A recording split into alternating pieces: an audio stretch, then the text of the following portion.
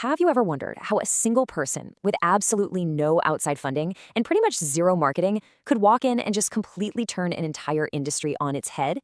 Well, that's exactly the story we're getting into today. The incredible journey of Nitin Kamath and the company that changed stock trading in India forever, Zerodha. Right, so that's the big question, isn't it? How on earth did he take on these massive established giants and win, all while bootstrapping his way to the top? Let's dig in. It all kicked off with one powerful and, at the time, completely radical idea.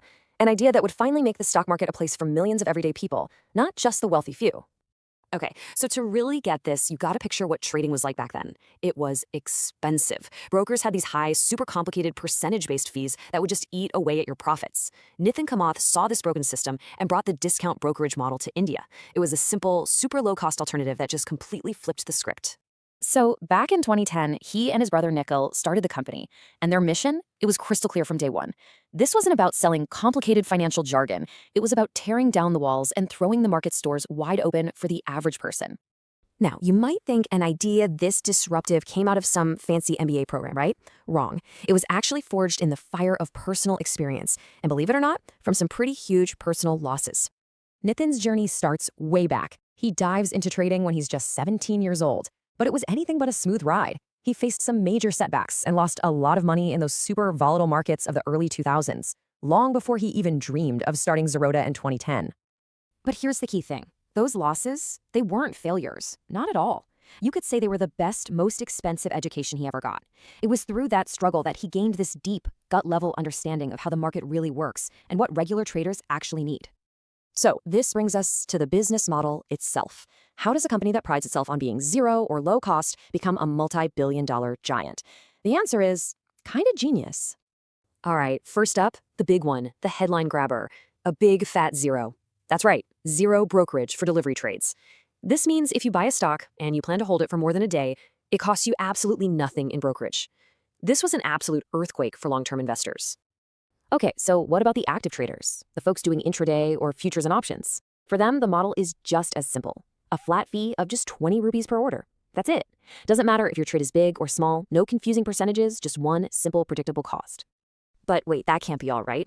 And you're correct. That's not the whole story. They also bring in revenue from other things, like small annual maintenance charges on accounts, fees for their trading APIs that other tech companies use, and a few other services. And this is where the sheer power of scale just blows your mind. See, when you're the largest broker in the country, processing millions upon millions of trades every single day, all those tiny little fees add up. Big time.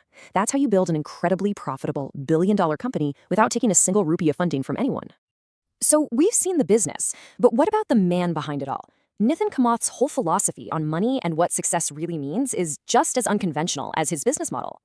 And look, the Kamath brothers absolutely practice what they preach. Their own personal wealth is invested for the long haul in stocks and in innovative startups. They're strategically focused on huge areas like health tech and fintech, where they know they can help spark real change. This quote really just sums up their entire worldview. In an industry that's completely obsessed with fast money and risky bets, their core belief is patience. They believe that true, lasting wealth is something that's built slowly and steadily over time. Now, the story doesn't end with just building a wildly successful brokerage. The vision has expanded way beyond just trading. Now it's about building a whole ecosystem designed to empower the entire country. Yeah, these days, calling Zerodha just a trading platform is like calling Amazon just a bookstore. It's so much more. They are actively building and investing in the tools, the companies, and the educational platforms that are going to shape India's financial future. And get this, through their investment fund, Rain Matter, they've supported more than 100 different startups. This isn't just about getting a financial return. It's about fostering innovation and helping build that next generation of amazing Indian companies. And just look at where they're putting their money. It's incredibly diverse. They're not just sticking to finance. They're putting serious capital and expertise behind vital sectors like health, education, climate tech, and even AI, really trying to drive progress everywhere. And maybe the most important piece of this whole puzzle is how they're tackling the real root of the problem, financial literacy. Their platform, Zerodha Varsity, is one of the biggest free financial education resources on the planet, giving millions the knowledge they need to invest wisely. So what's the ultimate takeaway from all this? The Zerodha story is just this powerful, real-world proof of a simple truth, that with a clear vision, with relentless passion, and one innovative idea, you really can change the world. Makes you wonder, doesn't it? What industry is next in line for a disruption just like this?